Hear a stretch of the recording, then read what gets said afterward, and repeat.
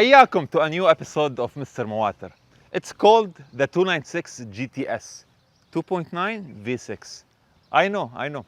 I was disappointed as well. A V6 Ferrari? It's fine, I promise you. By the end of this video, you'll change your opinion, just like I changed mine. It's not that bad after all. Today's video and today's car is very important. This car in front of you, the V6 hybrid from Ferrari, is the new direction the company is following. And when Ferrari does such a bold move, be assured that all manufacturers and sports car makers will eventually follow suit. Now, usually, most hybrid cars, especially when it comes to sports cars, are frowned upon. Why is that? Because first, hybrid means batteries, means electrical systems. This all adds to the weight of the vehicle. And when it comes to high performance cars like Ferraris, weight is not welcome. Ferrari addressed this before releasing the car. This is engineered to be lighter than cars like the Ferrari 458, which was an NA engine, imagine. Also, usually when you say hybrid, you imagine more size, more mass in the vehicle. Ferrari also addressed this matter. The size of the car is too small. The wheelbase is actually shorter than the wheelbase of the Roma, shorter than the F8 Tributo. So, Ferrari seems to have solved most of these problems before launching this vehicle. Now, design-wise, the car, the 296, blends a classic Ferrari design cues with a very modern approach. You can see very straight, bold lines on the side of the car, the opening as well. It's very round. It's reminiscent of classic Ferrari cars. And the way the hip or the haunches are straight and then curve upwards is super sexy. The car is very appealing and attractive from the side. On the front, since this has the Assetto Fiorano package, you can see its color. It's like it has lipstick on the front end. You can call it the Superman package with the red and blue. Of course, personally, maybe I'll spec the car with silver instead of blue. It might look a little bit more subtle. But overall, this is also from classic Ferrari liveries. This livery actually reminds me of the 70s era. You get like GT40 vibes. Even from the side, from certain angles, you get like a GT40 feeling. This car is inspired greatly by the Ferrari 250 LM. You see many of the design cues are shared with that vehicle. Now, as much as the front and the side look a little bit, let's say, retro, the rear is the total opposite. Where you typically have round tail lights and round exhaust tips, everything has changed. You still have the number 2, it's repeated twice. However, it's more modernized. It's more like sunglasses. And overall, it's very modern looking, especially with this pattern over here, like a hexagonal pattern.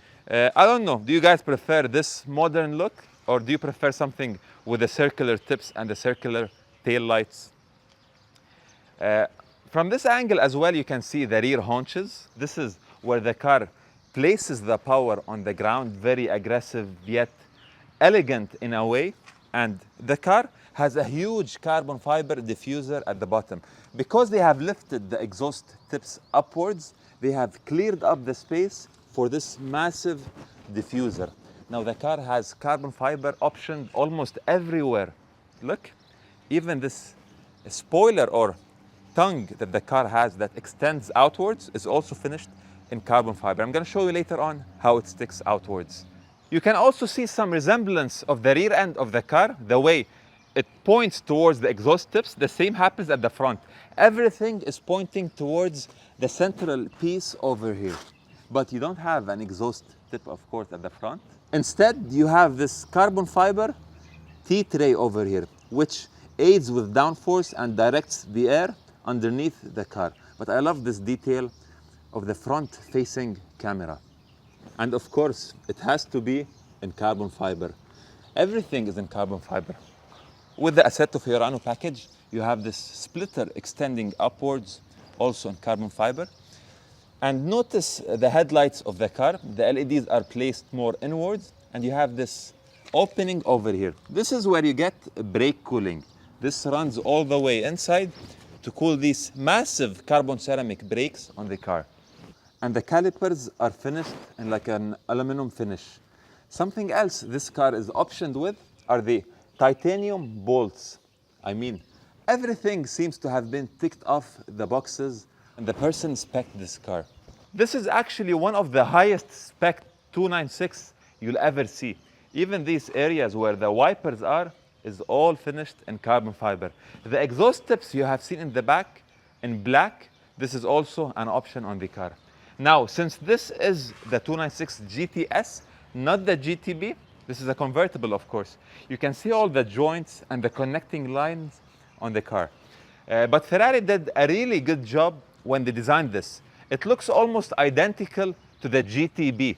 The only difference I can see is the front A-pillar. Over here, you notice how it's all curved with the roof. However, on the GTB, it's more like a sharp angle. And the A-pillars on some GTBs are in black. So I really like how Ferrari managed to have them unified. And just like the GTB, this has no traditional rear glass cover for the engine. Instead, the glass is more upright. And as a result, you have this spoiler shared with the GTB, and the air runs through it and directs it to the rear spoiler. Very smart aerodynamics done on this car. When it comes to vehicle keys, manufacturers usually use this as a way to display and show off your car. They get a key and they place a logo in a very nice visible area so that when you go to, let's say, lunch or meetings, it's placed nicely on a table. Ferrari took this to the next level. They didn't get a key and place the logo on it. Instead, they got a Ferrari logo, and on the logo, they have placed the key. So it's the other way around. And notice, the key is also optioned in carbon fiber. Everything is optioned. Getting into the car, now before getting in, I really am obsessed with this feature line or character line on the side of the car. It's really lovely. And I also like how the roof feels like it's coming out of this line. It's like protruding from the body. Now getting in, I like how they have embedded and integrated those lovely handles. You are welcomed with the Assetto Fiorano badging, of course, on carbon fiber. Almost everything on the interior is carbon fiber. Those race bucket seats, they are lovely. The entire skeleton is carbon fiber, and those leather inserts are really elegant on the seats. The entire central tunnel or bridge is also in carbon fiber. Everywhere you look, like AC vents, steering wheel, it's all in carbon fiber. But my favorite carbon fiber detail is the cover of the gauges. Look how it wraps around the gauges in a fighter jet-like design. Very nice craftsmanship on the interior. Even with the door handles, the way it's hollowed out, very sculptural details. Your Ferrari key has to always be on display. This is how you place it, and this is how it looks placed in, like an art piece in the center of the car. There are so many storage places in the car. In the armrest, cup holders, wireless charger, you have like a shelf over here. And the materials and the finishes of the leather, the stitching, the Alcantara inserts, it's finished really well. Everything is beautiful and lovely and rainbows and butterflies until you come to switch on the car. Now, I prefer the classic traditional Ferrari red button, the one where you used to have to put some force to start the engine. Now, instead, it's a soft touch button to switch on the car. Of course, it's silent. It's a hybrid. It's running now on electricity only. But if you hold, that's when the V6 engine wakes up and comes to life. Let's switch it off for the sound. Now, in the gauges, the advantage of having this digital cluster is you'll have things like rear view camera, you have 360 cameras, everything is displayed nicely in the gauges. You even have the full view map with this button over here, View Max. It will give you a full screen map of your location. Very helpful, very useful. And I specifically like how you can change the color of the rev counter. Although we have lost the manual rev needle, you still have a rev counter in the middle, but now you can customize the color. You want it to be in silver, bianco, red. You can change the color the way you like. Most of the buttons you have to use are integrated in the steering wheel. This black portion houses all the buttons. It's gonna be tricky and difficult, and it's gonna take you some time to get accustomed to it. The younger generation, the generation of iPads and learning on Zoom meetings are gonna love this interior. However, the older generation, people in their 40s and 50s, people with enough money to buy Ferraris, might struggle for a while to figure out all these buttons and these controls. But luckily, we still have the traditional Manettino over here on the right side. And I like how it displays the mode you are selecting on the gauges. This is the car in general. There are a few unconventional details I have noticed in the car. Now, you saw how the design of the car from the exterior, it extends upwards before the B-pillar. What surprised me is from the interior, instead of having the door card extend upwards, they have chosen to cut it off and have an additional trim piece running upwards. This trim piece is finished in Alcantara. Overall, you'll see Alcantara in so many different places in the interior. Even something like the roof over here is Alcantara. And I like how they have the visors still in leather. With the Assetto Fiorano, you have leather pieces in the car with blue stitching. You have blue stitching over here, you have blue Alcantara. So they have still paid attention to detail, even though this is like a more track-focused car. Somewhere I didn't expect Alcantara at all is the floor mats.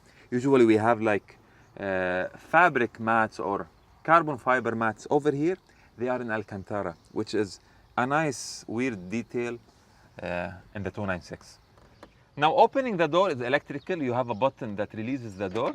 But in case you get stuck for any reason or you run out of battery on the car, you have like an emergency release at the bottom of the door panel. As you all know, Ferrari is an Italian brand. The car is made in Italy. And this car is GCC spec, so it's spec'd for the Gulf region. With that said, you would expect all like warnings and labels and stickers to be either in English, either in Arabic for us, or either in Italian for Ferrari. But instead, you have some warning stickers in Chinese. This tells you who the target audience for Ferrari is, even over here in the region, in Dubai and in Abu Dhabi. Now you'll notice a button over here. This is not the front storage space. This button is for the rear glass. After a long track session, you can open this panel over here. Oh, it's burning. By the way, it's 45 degrees over here, Celsius. And you can allow the engine bay to release all the heat out of the engine bay. You have the orange cables for the electric power. But what I really like is, even though the engine is tucked in and you can't really see much of it, there's no way to see it, you still get the Ferrari badges hidden all the way inside. Now, since this is the GTS, the place and location of the fuel filling area has changed. Usually on the GTB, it's on the fenders. However, it's no longer over there. But this is where you charge power for the hybrid system, and this is where you charge fuel in the car. Of course, the storage is left for the front of the car. You have a huge storage space. And what did I tell you? Everything is ticked, all the boxes. They went all out, open budget. Everything is finished in carbon fiber. And in typical Ferrari manner, even Class B surfaces you don't really get to see, are also finished in a lovely paint finish. Finished like it's an exterior panel. Let's have a listen to the exhaust note of the V6 before going for a spin.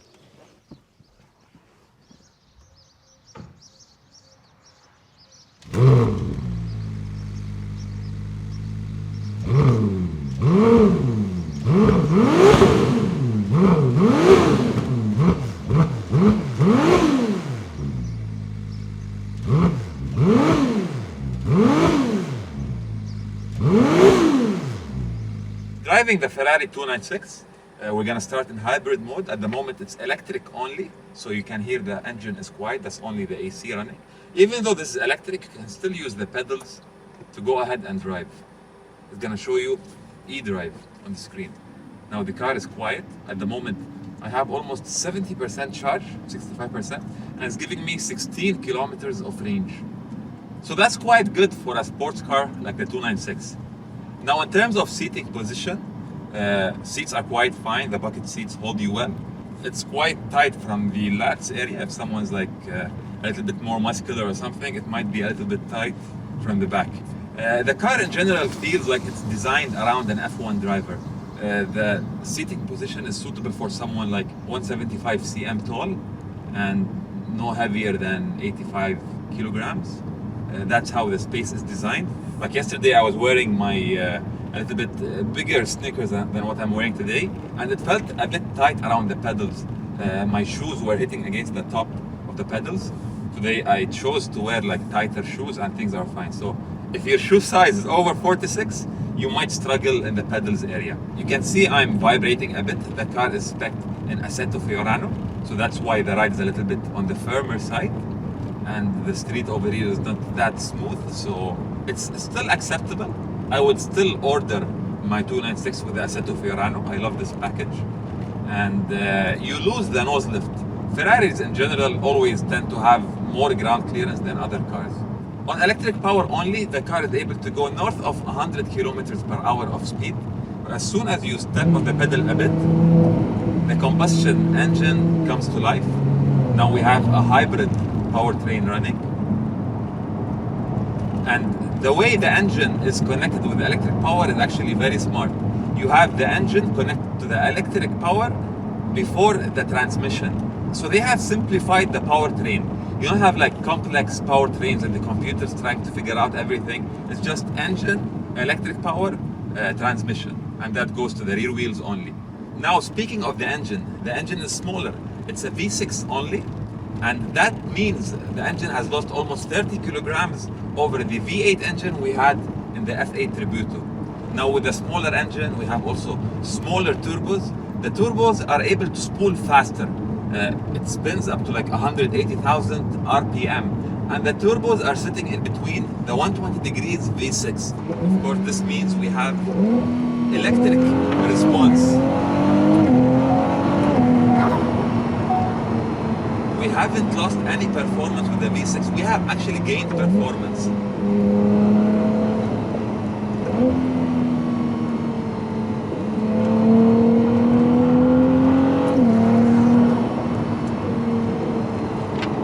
The introduction of electric power on the V6 means we have now torque fill. In the past, when you had turbo lag, the car took time to accelerate, to respond. Now with the electric power sitting in between the engine and the gearbox, you have immediate response. Almost no turbo lag. And you can see the RPM with the steering wheel. This is one of the fastest Ferraris I have ever driven. And it's simple. It's not intimidating at all. Everything is simple. Everything is manageable. Like, I don't have as much fear driving this car as, let's say, something like an 812. Although this probably has more power than an 812. So speaking of power, at the moment we are at hybrid. We're not even using full power. Let's go to performance or sports mode, whatever it's called. Combustion alone is 663 horsepower from the V6. That's almost like 110 horsepower from every cylinder. The power to displacement ratio is crazy on this 296. But if you still are desperate for more power, for more kick, you have qualifying mode. You can go qualifying mode and have the Menetino on race mode. At the moment, the car will dump all it has to give you maximum power, maximum acceleration.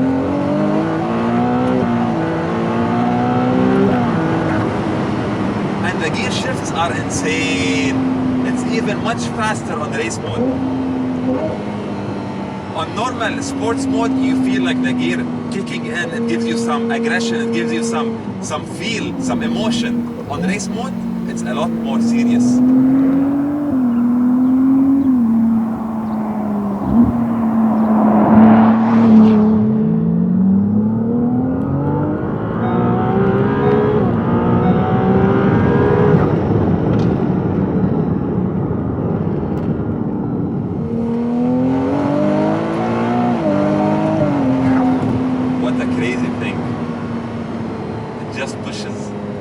The shifts are seamless, literally seamless. You don't even feel a thing or shifting. I think if it weren't for the sound, you won't even notice you are shifting gears. That's how fast it is. F1 technology. Now the car beeps and makes some sounds and nags a bit, but I'm gonna accept it. I'm gonna live with it for the pleasure it's giving me. 8-speed dual clutch. I can't get over how responsive this is.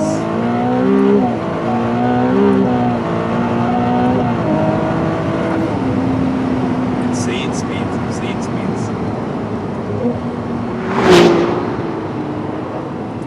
The drivetrain on the 296, I've driven the SF90 in the past. The drivetrain on this car feels like it's more resolved. Everything is figured out. Everything is simple.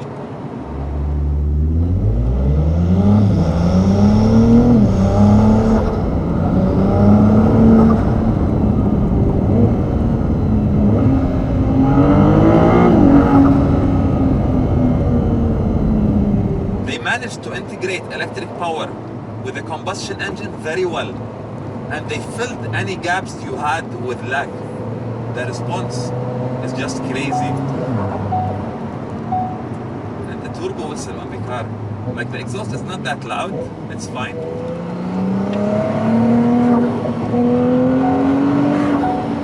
The turbo whistle is something else.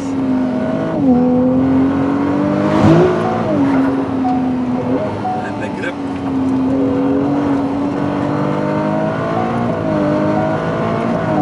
Just thrusts forward.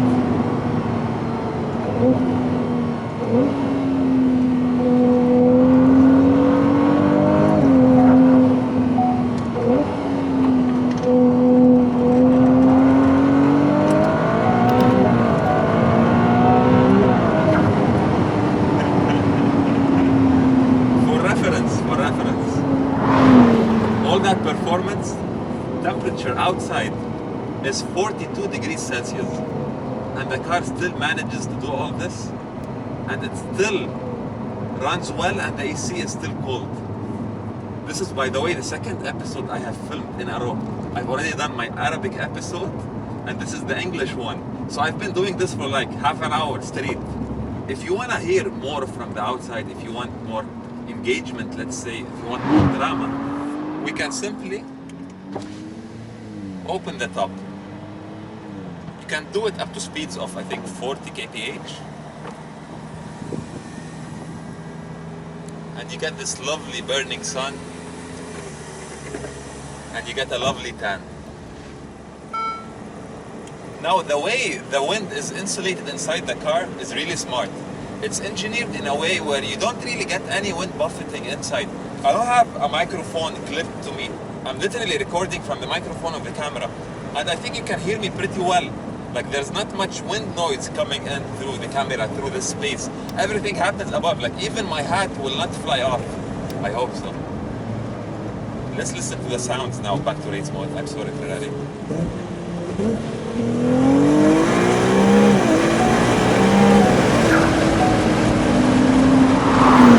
I guess the only drawback, or the only thing I can talk about, is steering feel. Like, it's super precise, it's responsive, it's obedient. The front end follows your orders, but you don't get much feeling back. It's electric, so you don't have much feedback, but you know the car is gonna do exactly what you ask it to do. Same with the brake pedal, brake by wire, not much brake feel, not much feedback, but it does exactly what you want it to do. It's very responsive. Pricing of the car over here in the UAE, it starts at 1.34 million dirhams Emirati. What do I think of the car? Honestly, I'm happy and not as disappointed as when I first heard about the V6. In the beginning I was like, what are they doing? Have they lost their minds? But now, I can see what they've done. This is the Piccolo V12, the smaller V12, the baby V12, and it's exactly what they have claimed it to be. This car sounds like a Ferrari, feels like a Ferrari, drives like a Ferrari. It's not as loud as a V8 or a roaring V12, but still you get the Ferrari feel. And this is one of the fastest Ferraris I've driven. Let me know what you guys think. Honestly, my favorite is still the A12, but this is quite close from it. Thank you so much for the support. Let me know what you think of my English content and whether I should continue in English or not. Thanks a lot. See you.